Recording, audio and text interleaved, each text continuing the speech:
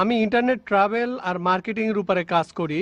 আমার প্রশ্নটা এখনকার সময়ের সবচেয়ে শক্তিশালী মিডিয়া নিয়ে, অর্থাৎ বিভিন্ন সিনেমা। এই সিনেমাগুলো বানাচ্ছে হলিউড, বলিউড, ললিউড আর এখন সম্ভবত ডলিউড এই দুবাইতে। আর এই সিনেমার মাধ্যমে তাদের কথাগুলো পুরো পৃথিবীতে ছড়িয়ে পড়ছে।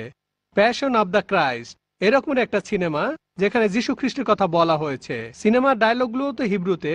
এখন আমার প্রশ্নটা হলো, খ্রিস্টান ধর্ম যা প্রচার করে আর তার সাথে এর কতখানি মিল আছে, আর কোরআনের সাথে এর কতখানি মিল আছে? অবশ্য কখনোই পুরোপুরি মিলবে না, তবে লোকজন পৃথিবী জুড়ে এই সিনেমাটা দেখছে আর এটা তাদের মনে গেঁথে গেছে।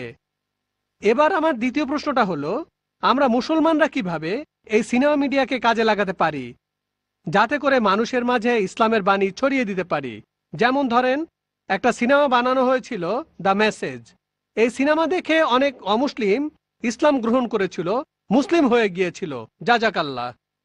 ভাই, আপনি প্রশ্ন করলেন যে সিনেমার মাধ্যমে আমরা নিজেদের মতামত প্রকাশ করতে পারি, ধর্মপ্রচার করতে পারি। হলিউড, বলিউড আর এখন আছে ডলিউড। এটা নতুন শব্দ, এর মানে দুবাই মিডিয়া সিটি। আর আপনি প্যাশন অফ ক্রাইস্টের কথা বললেন, এইসব সিনেমা সম্পর্কে আমার মতামত কি? ভাই, আমি প্যাশন অফ ক্রাইস্টটা দেখিনি, যদিও আমার দেখার ইচ্ছা আছে। আমি এই সিনেমাটা দেখিনি। সাধারণত আমি সিনেমা দেখি না, তবে এই সিনেমাটা দেখার ইচ্ছা আমার আছে। তবে এর উপরে রিপোর্ট পড়েছি। এই সিনেমাটা বানিয়েছিল মেল গিবসন। সেই সিনেমাটা অরিজিনাল ল্যাঙ্গুয়েজে বানিয়েছে। এটা নিয়ে অনেক সমালোচনাও হয়েছে, এটা যেভাবে বানিয়েছে। আর সিনেমাটা কিছুটা ইহুদিদের বিরুদ্ধে ছিল। এসব ব্যাপার নিয়ে অনেক হইচই হয়েছে। তবে এই সিনেমাটা নেগেটিভ সেন্সে জনপ্রিয়ও হয়েছে, যেহেতু এখানে নেগেটিভ কথা বলা হচ্ছে। এটা বক্স অফিস হিট করেছিল। সিনেমাটা অনেক রেকর্ড ভেঙেছিল। মেল গিবসন অনেক টাকা ঝুঁকি নিয়েছিল, সিনেমা অনেক টাকা ইনভেস্ট করেছিল। সেটা ফ্লপ হলে তখন তার অনেক টাকা লোকসান হতো। সিনেমাটা হিট করেছিল, আর সিনেমাতে অনেক সঠিক জিনিস ছিল, অনেক কিছু ভালো। ইসলামিক দৃষ্টিভঙ্গির সাথে মেলে, আবার অনেক কিছু মেলেও না। আপনার দ্বিতীয় প্রশ্নটা ছিল মেসেজ সিনেমাটা নিয়ে। আমি এই সিনেমাটা দেখেছি। এটা বানিয়েছিল মোস্তফা আক্কাদ। অ্যান্থনি কুইন অভিনয় করেছিলেন হামজা হিসেবে, আল্লাহ তাকে শান্তিতে রাখুন। সিনেমাটা তখন বানানো হয়েছিল খুবই সুন্দরভাবে। আর আমি বলবো যে ইসলামিক লাইনের সিনেমার মধ্যে এটা একটা শ্রেষ্ঠ সিনেমা। আলহামদুলিল্লাহ, সিনেমার হিরোকে না দেখিয়ে, নবীজি মোহাম্মদ সাল্লাল্লাহু সাল্লামকে না দেখিয়ে, তার কোনো ছবি না দেখিয়ে, তার কণ্ঠস্বর না শুনিয়ে, আলহামদুলিল্লাহ সিনেমার সব ঘটনা মোহাম্মদ সাল্লাল্লাহু আলাইহি সাল্লামকে ঘিরেই হচ্ছে, কিন্তু তাকে দেখানো হচ্ছে না, কণ্ঠ শোনানো হচ্ছে না। একবার শুধু তার উঁটা লাঠিয়ে দেখানো হয়েছে এই। কিন্তু সেখানে ক্যামেরা যে অ্যাঙ্গেলে ধরা হয়েছে, যে যখন নবীজি ঘুরে অন্য কোনো দিকে তাকাচ্ছেন তখন ক্যামেরার অ্যাঙ্গেলটাও সেদিকে যাচ্ছে। ডিরেকশন অসাধারণ। এটা একটা মাস্টারপিস। আর এরকম ভালো সিনেমা আমাদের আরো প্রয়োজন। তবে এই সব সিনেমার বাজেট অনেক, কয়েক মিলিয়ন ডলার লাগে, লক্ষ লক্ষ ডলার এই বাজেটের ব্যাপারটা আছে।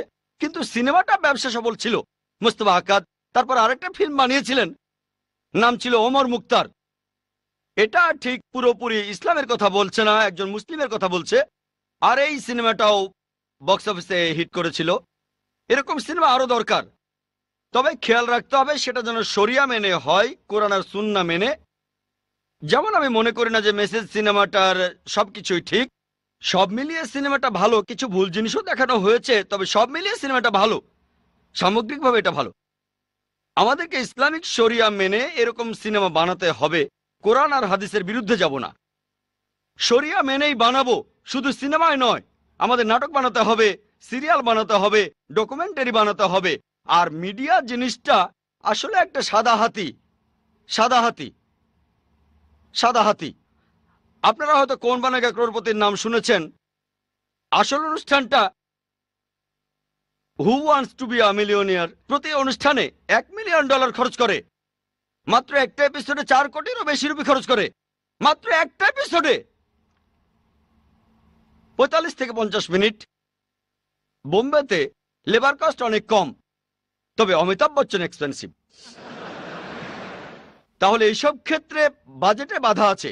যাদের এইসব খরচ বহনের সামর্থ্য আছে তারা যদি স্পন্সর করেন, তাহলে এমন ফিল্ম বানিয়ে আমরা ইসলামকে প্রচার করতে পারি। তবে আমি বিশ্বাস করি মাকরুম মাকারাল্লাহ ওয়াল্লাহু খায়রুল মাকারিন। হলিউডে একটা সিনেমা বানানো হয়েছে, দ্য কিংডম অব হেভেন। সিনেমাটা বানিয়েছেন খুবই বিখ্যাত একজন ডিরেক্টর। আর তিনি এখানে দেখিয়েছেন কিভাবে ক্রুসেডাররা আক্রমণ করে হাজারো মানুষকে হত্যা করলো। আর তারপর সালাউদ্দিন হিরো তিনি আসলেন, তাকে এখানে হিরো দেখানো হয়েছে। এই ব্যাপারটা নিয়ে পশ্চিমা মিডিয়ায় খুবই হইচই হয়েছিল যে এমন সিনেমা কিভাবে বানানো। সে একজন খ্রিস্টান, সে তার সিনেমায় আসল সত্যি কথাটা তুলে ধরেছে। তবে এই ব্যাপারটা পশ্চিমারা হজম করতে পারেনি, খুবই হইচই হয়েছিল। তবে যেহেতু সিনেমা ডিরেক্টর ছিলেন খুবই বিখ্যাত, আলহামদুলিল্লাহ এতে করে খুব বেশি একটা ক্ষতি হয়নি। তাহলে একজন অমুসলিম এমন সিনেমা বানিয়েছে। আমি যদিও সিনেমাটা দেখিনি, তবে নিউজ রিপোর্ট পড়েছি যে সিনেমাটা খুবই সুন্দর। এখানে তুলনামূলকভাবে অনেক সত্যিই বলা হয়েছে।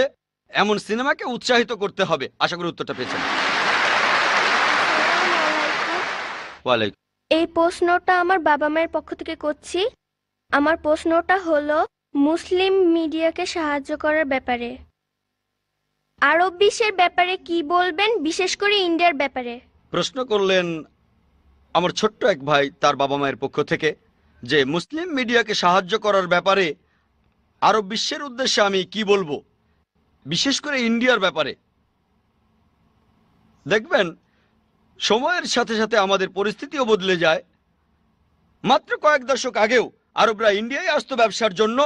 ইন্ডিয়া তখন ছিল সবার উপরে, আর মাশাল্লাহ ইন্ডিয়ানদের অনেকেই তখন জাকাত দিত, তাতে আরবদেরও অনেক উপকার হয়েছে। এখন অনেক দামি সম্পদ, কালো স্বর্ণ আল্লাহ তাদের দিয়েছেন মাশাল্লাহ। এখন তারা অনেক ধনী।